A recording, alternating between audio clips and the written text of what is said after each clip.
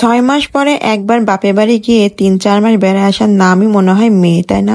বিয়ের পর এই হলো একটা মেয়েদের জার্নি বাই রোড। আসসালামু আলাইকুম, কেমন আছেন সবাই? আশা করি সবাই খুব ভালো আছেন।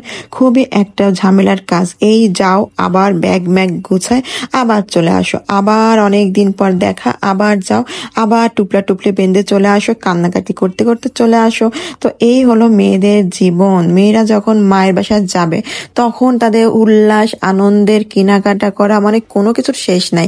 মানে বলতে গেলে বাড়ির অর্ধেক প্যাকিং করে আমরা নিয়ে চলে যাই, কিন্তু আবার যখন চলে আসার টাইম হয় তখন রোনা ধোনা মানে একদম কান্নাকাটিটা পরিবেশ নষ্ট, তাই না? এই হলো মেয়েদের মনে হয় জীবন। মানে দূরে বিয়ে হওয়া, তারপরে এই 6 মাস পরে একবার দেখা, বছরে একবার দেখা।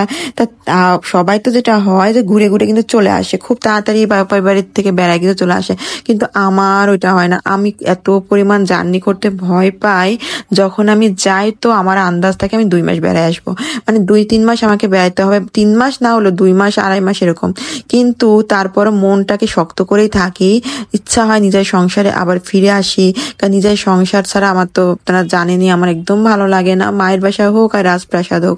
মানে আমার মনে হয় কখন আমি আমার ঘরে সংসারে ফিরবো, কিন্তু তারপর ওই জার্নি করার ভয়ে মানে ভাবি যে আসছি যখন এদের কাছে একটু বেশি করে থেকে যায়, এদের একটু জ্বালায় জোলায় যাই, খাইয়ে দেয়, দুনিয়ার মোবাইলে ভিডিও বানায় বানায় নিয়ে যাই, পরে আস্তে ধীরে ধীরে এগুলো ছাড়বো।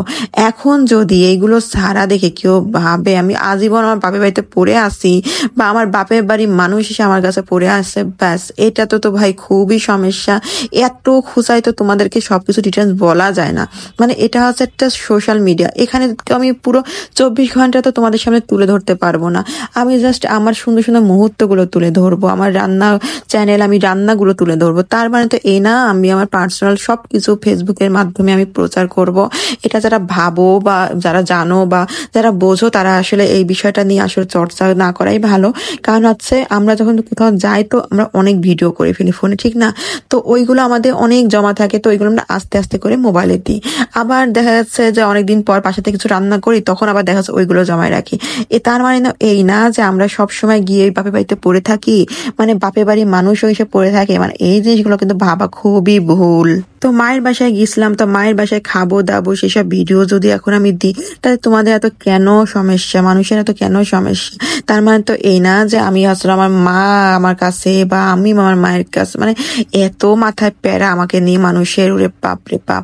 মানে এইসব টাইম তো তোমরা অন্য কাজেও লাগাইতে পারো, তা না করে মানুষের চরকে টের দাও। তো যাই হোক, এই যে আমি মায়ের হাতে গরম গরম খাচ্ছি, তার মানে কি এটা আমি এখন খাচ্ছি? নো, এটা আমি খাচ্ছিলাম আরো 5 দিন আগে, তো 5 দিন পরে আমাকে এটা দেখাচ্ছে। তা তো কি হয়েছে? এটা নিয়ে তো মানুষ আসলে না, যারা ফেসবুকে ভিডিও মেক করে তারা এইগুলো বুঝতে পারে, তোমরা মাথা মোটা ওইগুলো বুঝবা না। তো যাই হোক, এই যে মজার মজার খাওয়া আর আমি খুব মজা করে খাচ্ছিলাম। সব ভালো থেকো, আল্লাহ হাফেজ।